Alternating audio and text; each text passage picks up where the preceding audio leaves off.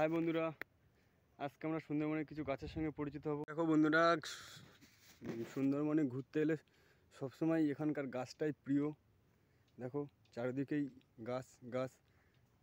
দেখো বন্ধুরা, এখানে একটা বড় গাছ আছে, এটা হলো বান গাছ। এই বান গাছটা অনেকটাই বড়।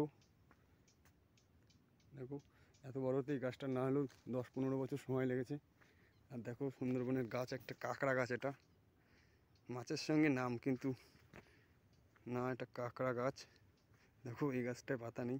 আমি এখন যেখানটায় দাঁড়িয়ে আছি এখানটায় এখন জল নেই, কিন্তু জোয়ার হলে এই সমস্ত গাছ সব জলের তলায় চলে যাবে, তারপরেও এরা বেঁচে থাকে।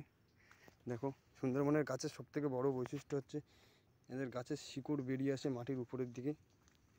দেখো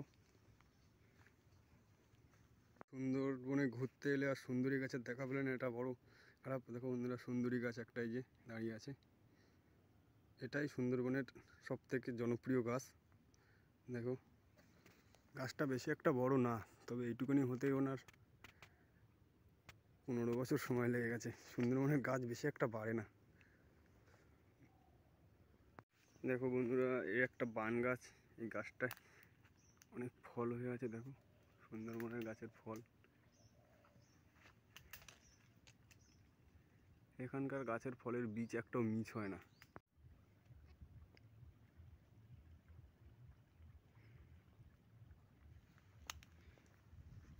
এটা ছোট ছোট কাঁকড়া গাছ।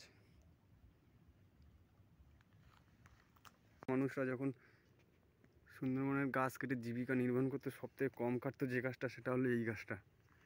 কারণ এই গাছ কাটলে এর কষ বেরোয়। এটা একটা গড়ান গাছ। দেখো সুন্দরবন জঙ্গলে একসময় সবথেকে বেশি কাটা হতো এই গাছটা। এই দেখো বন্ধুরা, কাঁকড়া গাছের ফুল এসছে। দেখো দেখো, এটা হলো সুন্দরবনের খেজুর গাছ, চলতি ভাষা যাকে হেতাল গাছ বলা হয়। সুন্দরবনের বাঘ সব থেকে এই গাছকে আপডাল করে থাকে। এখানটায় এই গাছের গোড়ায় তারা থাকার জন্য শ্রেষ্ঠ জায়গা হিসেবে বেছে নেয়, কারণ এটা ঝোপঝাড় হয়। এই গাছের বড় বড় কাঁটাও আছে।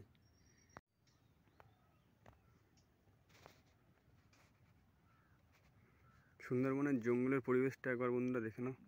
এখানকার জঙ্গলের চারিদিকে প্রচুর পরিমাণে গাছ।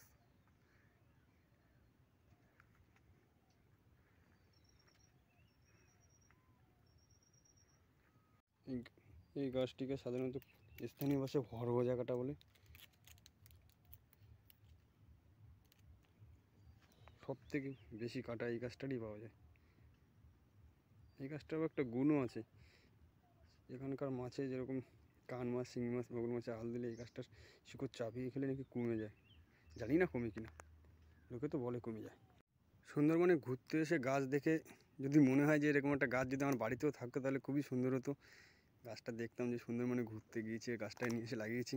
গাছটা নিয়ে গেলে কি বাড়ির দিকে হবে এই সমস্ত গাছ? বন্ধুরা, একদমই হবে না। কেননা সুন্দরবনের গাছ সাধারণত নোনা মাটিতেই হয়। তুমি বাড়িতে নিয়ে টপে নোনা মাটি, নোনা জল যা দিয়ে লাগাও, 2-4 দিনের জন্য বাঁচবে, তারপরে এমনি এমনি মরে যাবে। বন্ধুরা, ভিডিওটি ভালো লাগলে লাইক আর সাবস্ক্রাইব করে দিও।